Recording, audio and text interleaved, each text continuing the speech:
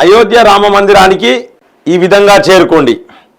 అయోధ్య రామ మందిరానికి వెళ్ళే వాళ్ళు ఏ విధంగా పోవాలి, దయచేసి ప్రతి ఒక్కరు చూడండి ఏ విధంగా పోవాలనేది. అయోధ్య రామ మందిరం ప్రారంభోత్సవానికి పగడ్బందీ ఏర్పాట్లు జరుగుతున్నాయి. అయోధ్య రాముడి సంపోక్షణ కార్యక్రమాన్ని ప్రత్యక్షంగా వీక్షించేందుకు దేశ నలుమూలల నుంచి భక్తులు భారీగా తరలి వస్తున్నారు. అయోధ్య రామ మందిరాన్ని ప్రారంభోత్సవ మహోత్సవానికి భారీ ఎత్తున ఏర్పాట్లు జరుగుతున్నాయి. దేశ నలుమూలల నుంచి భారీ ఎత్తున అయోధ్యకు చేరుకునేందుకు రెడీ అవుతున్నారు. జనవరి 22న అయోధ్య రామ మందిరంలోని శ్రీరాముడి విగ్రహానికి ప్రాణప్రతిష్ఠ కార్యక్రమం నిర్వహించనున్నారు. మీరు కూడా అయోధ్యకు వెళ్ళాలని ప్లాన్ చేసుకున్నట్లయితే విమానాలు, బస్సులు, రైళ్లు, ఇతర వాహనాల ద్వారా వెళ్ళిపోవచ్చు. ఆలయ ప్రారంభోత్సవ వేడుకలు జనవరి 16న ప్రారంభం కానుండగా రాముడికి పట్టాభిషేకం జనవరి 22న జరగనుంది. శ్రీరామ జన్మభూమి తీర్థక్షేత్రంలో హారతి కోసం బుకింగ్స్ ఓపెన్ అయ్యాయి. ఆన్లైన్, ఆఫ్లైన్లో పాసులు బుక్ చేసుకోవచ్చు. ఆన్లైన్లో, ఆఫ్లైన్లలో కూడా హారతి కోసం ముందుగానే స్లాట్ బుక్ చేసుకునే అవకాశం కల్పిస్తున్నారు. ఇక అయోధ్యకు చేరుకునేందుకు అనేక రాష్ట్రాలతో కనెక్టివిటీ ఉంది.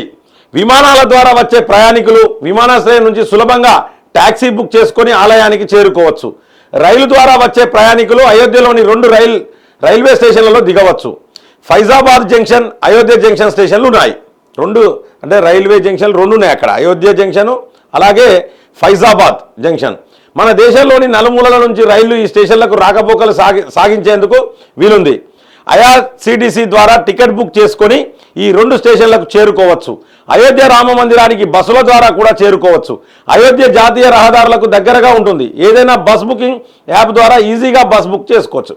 అంటే అయోధ్యకు పోయేటోళ్ళందరూ కూడా ఎవరైనా అయోధ్యకు పోవాలనుకునే వాళ్ళు ట్రైన్లలో పోవచ్చు, బస్సులలో పోవచ్చు, ఇతర వాహనాల ద్వారా కూడా పోవచ్చు. ఏ విధంగా పోవాలి?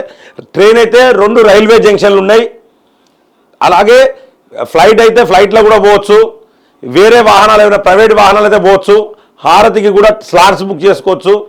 ఆన్లైన్ పాసులు ఉంటాయి, ఆఫ్లైన్ అంటే అక్కడికి పోయినాక కూడా పాసులు తీసుకోవచ్చు.